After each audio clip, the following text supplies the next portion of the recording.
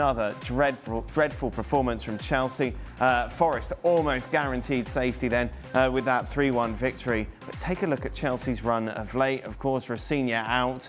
That they've lost 6 on the trot in the Premier League. Embarrassing stuff for your club, Mario.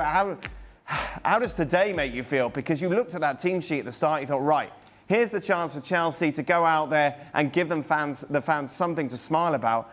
And they were dreadful against this Forest B team. You know when teams come to the bridge, they know what's going to happen. You have a talented team and they try to open you up and stuff like that. But when you face a team like Nottingham Forest, they made so many changes. But one thing that didn't change, the philosophy of like, listen guys, we're going to sit deep and we're going to wait till we get closer to the goal and try to, out-muscle you, whatever happens. If you look at Jesus, the stand up front, and Owen, it's just, sometimes when you look at the back, even when you saw some of the goals were scored, especially the first goal, the header, bad defending. The second one, you understand, we call the penalty kick. The only chance that they had was the one that you highlighted, the one that they had struck on the post by Fernandes. But away from just the way they played, you understand, it was like, there was not a lot happening. I know that Palmer plays out of position and people say like, oh, but that's where he started. That was the position that he had prior to what we saw him, having all his glory in this team. But that was on that side. It was new for him. It felt like it was something that they put him there, but I'm not sure if he felt as free as he normally feels. So that's why when I watched Chelsea, I felt like I was watching a game of a team that had no answer to a team that knew what their setup was, in the say of like, we're going to battle with you and we're going to make it a physical game instead of the game that you guys want to play. And we're going to make it a physical game and we're going to show you that we're going to be, we're going to be ready for it. And I don't think Chelsea was ready. They had no answer, you understand? To say, away from the young kid that came off was actually what the game needed, because it was that stale that people were like, they probably wanted to go. And people left at the end, before the end. You don't see that much at the bridge.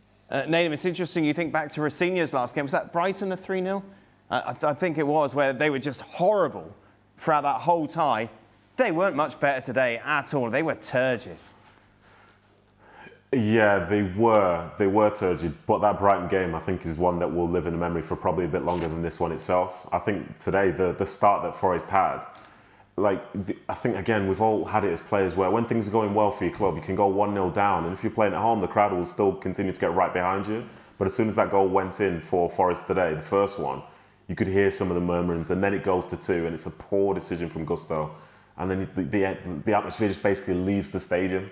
Like losing to a Nottingham Forest side whose focus is the Europa League semi-final coming up in midweek. This seems like a crazy thing to say. A team that's down near the bottom of the Premier League table. And it's just, these are the toughest times for them. Obviously, when it was that Brighton game, the way that Brighton played, links with, say, Rafinha, players not playing for him and so on, well, the manager's not there anymore. And obviously, McFarlane's in here, and he's probably not going to be the most dominant of guys, because he's essentially, the 21s manager, and I'm sure he's very good at that role itself. But the players themselves need to have a look at what's going on at their football club, because there's an element of personal pride, whether you're playing at the top of the league or bottom of the league, when it comes down to losing games of football. And 6 in a row with only 1 goal scored. Like, this is the way we talk about Wolves in the first third of the season. We wondered if they'd ever win a game this season. But with the quality that they have, whether we think it's, elite quality to what Chelsea should be, the fact is it's enough to not be having these results, to be having these performances, to be 2 and 3 goals down at home in games where you're playing essentially to still qualify for Europe. Well, today certainly didn't look like that. And as these fixtures now arrive, I think one of the next games is against Spurs, one of their biggest rivals. And from hearing some talk from Chelsea fans previously, the talk was they want to get a chance to relegate Spurs. All of a sudden, Spurs might be safe in the league based on what they're going to do against Chelsea. And what a turn that is. And to finish the game, Chelsea are now only 6 points ahead of Nottingham Forest, a side who are very much part of a relegation conversation. Barring a victory in the Europa League, who was it for, Nottingham Forest? Whoever wins that, it could come, for Aston Villa, it could come that they won't finish in the Champions League. Unless that happens, they can't catch the team that is sitting, obviously. Chelsea you're talking about? Yeah. Yeah. Well, they won't. So my question, which I've gone around the houses to get to, is if you're a top-class manager, like obviously Xabi Alonso has been mentioned, do you really want this job? Well, until I saw Spurs at the weekend, I probably would have given you a different answer. But seeing what De Zerbi has managed to do with this Tottenham team, the answer has to be yes. The problem right now is this team, no question, is lacking direction and they're lacking a real leader on and off the field. This team has got no guts. It's got no balls, cojones, whatever you want to call it, they lack that.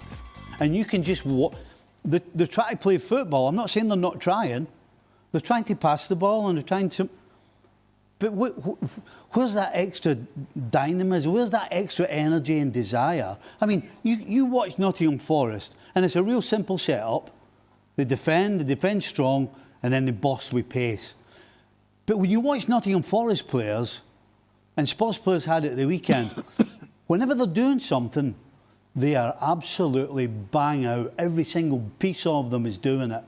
This Chelsea side are just trying to play football without a real emotion. And the energy around the crowd, you can hear it. So how much does a manager come in and change that? Well, I think the right manager can absolutely do that. Right. And the reason I'm saying that is because I've just seen De Zerbi doing it. Oh my goodness! If you watched Tottenham at the weekend, you wouldn't. If nobody had ever seen them before, and somebody turned around after that game and told a person for the first time seeing it that this team could get relegated, they would think you were off your head.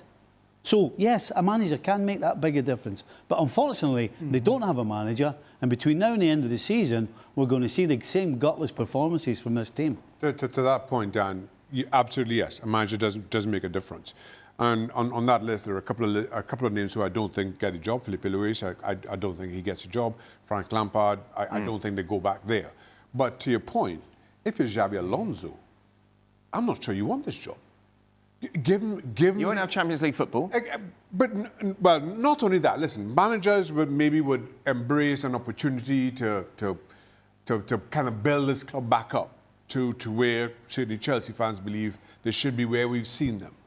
But given the dysfunction within this club, particularly in leadership, the changing of managers, the signing of players to 9-year contracts, everything that comes along with it.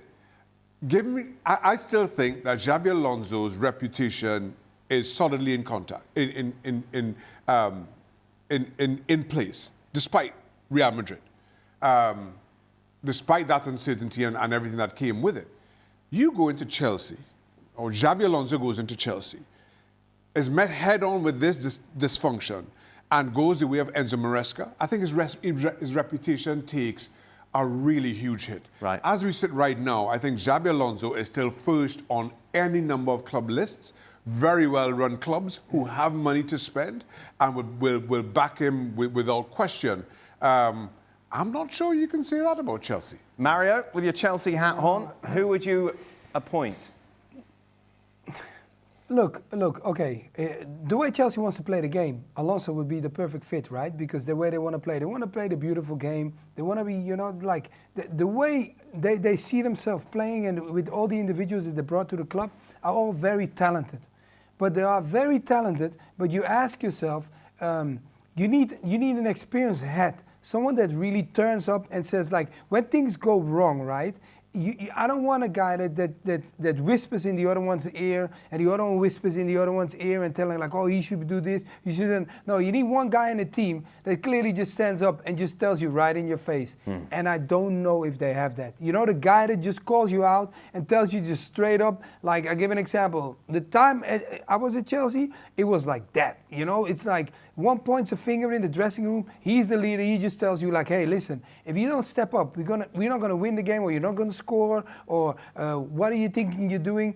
So everybody was pumped up, and sometimes you get angry because sometimes if someone calls you out, you get that passion, you get that anger, but it doesn't matter because that anger and that passion is probably what you're going to carry on onto the field, and I feel like that's missing. So whoever takes the job that's going to take control of this club, one, they have to have a good conversation with the people that is up there, what they really want.